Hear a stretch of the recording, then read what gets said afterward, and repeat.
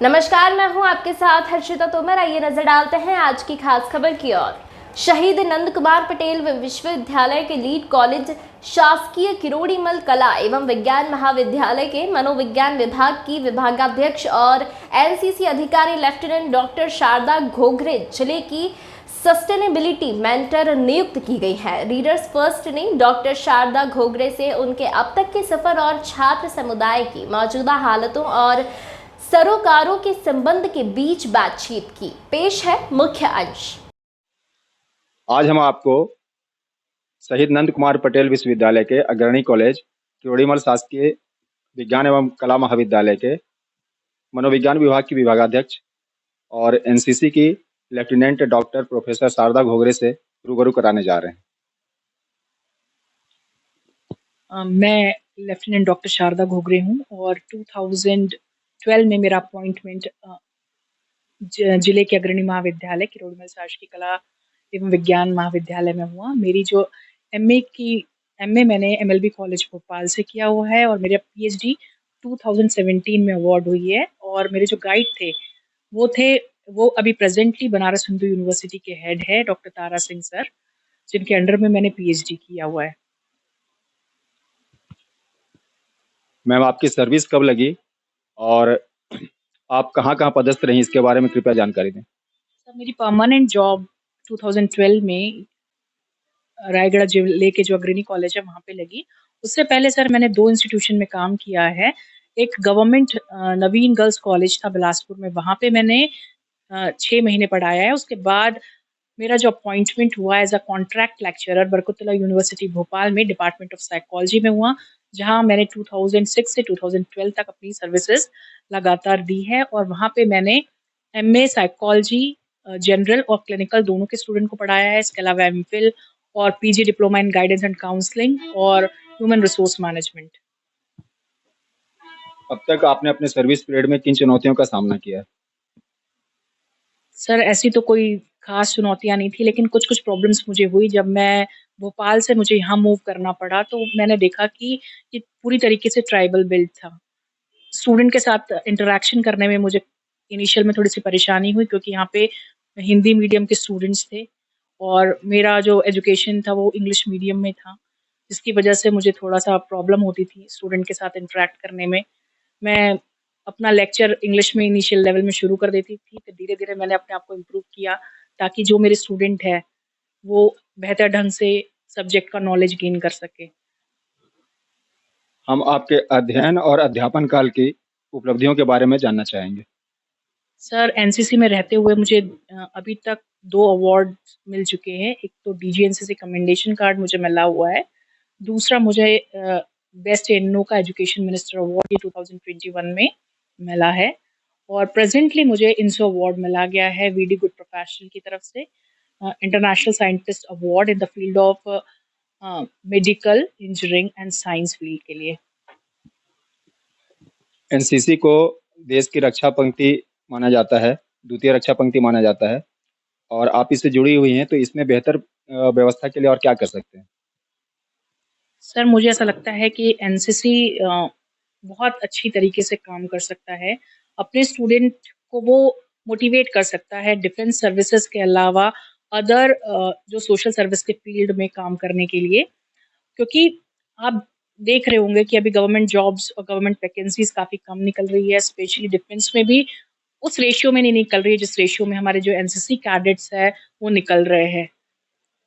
मुझे बहुत अच्छा लगता है जब मेरे एनसीसी कैडेट्स डिफेंस को जॉइन करते हैं। अभी प्रेजेंटली हमारे 2 स्टूडेंट्स, एक का नेवल में सिलेक्शन हुआ है और एक का एयर फोर्स में हुआ है सिलेक्शन। और हम उसके अकॉर्डिंग प्लान करते हैं कि किस तरीके से हम अपने स्टूडेंट की स्किल्स को एनहेंस कर सके, बढ़ा सके, ताकि वो अच्छे से अच्छे प्रोफेशन में अपना करियर ऑप्ट कर सके। चाहे हमारे साइकोलॉजी के स्टूडेंट हो, चाहे हमारे एनसीसी के कैडेट्स हो। हम चाहेंगे कि हमारे जो कैडेट्स हैं वो नेशनल डिफेंस एकेडमी में जाएँ और बड़े-बड़े ऑफिसर्स डिफेंस में बने, ये मेरी इच्छा है। और उसके लिए हम लगातार काम कर रहे हैं, कई तरीके के वर्कशॉप्स, सेमिनार्स हम लोग ऑर्गेनाइज़ कर रहे हैं। इसके अलावा कई पर्सनैलिटी डेवलपमेंट क्लासेस हम कॉलेज लेवल पर हमने शुरू की है जिसका फ़ायदा हमारे स्टूडेंट्स को मिल रहा है। 3 साल पहले सर हमने एक बहुत अच्छा एफ़र्ट किया था यहाँ पे जो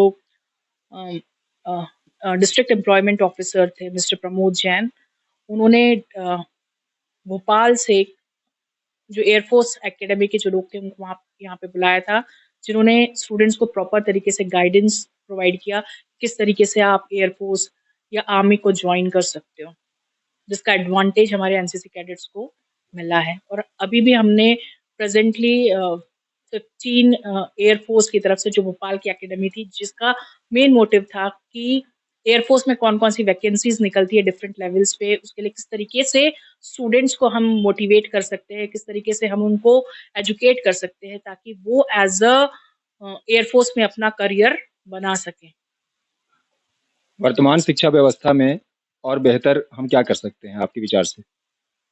सर मुझे ऐसा लगता है कि हमको सिलेबस में रिवीजन करने की ज़रूरत है और कोशिश करना चाहिए कि हमें वैल्यू बेस्ड एजुकेशन के साथ-साथ ऐसे कोर्सेज़ इंस्टीट्यूशन में चलाना चाहिए जिससे कि हमारे स्टूडेंट को आसानी से खुद का वो व्यवसाय स्थापित कर सके और फाइनेंशियली वो स्ट्रॉन्ग हो सके, ताकि उनका जो मोटिवेशन लेवल है हाई हो सके, सेल्फ कॉन्फिडेंस उसमें इंक्रीज़ हो सके। तो हमें लगता है कि अभी वर्तमान में ज़रूरत है कि प्रोफ़ेशनल कोर्सेज़ यूनिवर्सिटी लेवल पे और कॉलेज लेवल में शुरू करने की ज़रूरत है। बेसिकली यदि हम बात करें रायगढ़ ज़िले की, तो यहाँ पे काफ़ी इंडस्ट्रीज़ है। तो उसके अकॉर्डिंग यदि हम कोलैबोरेशन कर ले इंडस्ट्रीज़ के साथ, तो हमारे स्टूडेंट्स को यहीं पर एजुकेशन प्राप्त करने के बाद उनको आसानी से एम्प्लॉयमेंट मिल जाएगा। और साथ ही साथ यहाँ के जो परंपरागत उद्योग है, उसको हम किस तरीके से सही डायरेक्शन में ले जा पाएँ, तो उससे रिलेटेड भी हमको एजुकेशन हम अपने स्टूडेंट्स को प्रोवाइड करना चाहिए।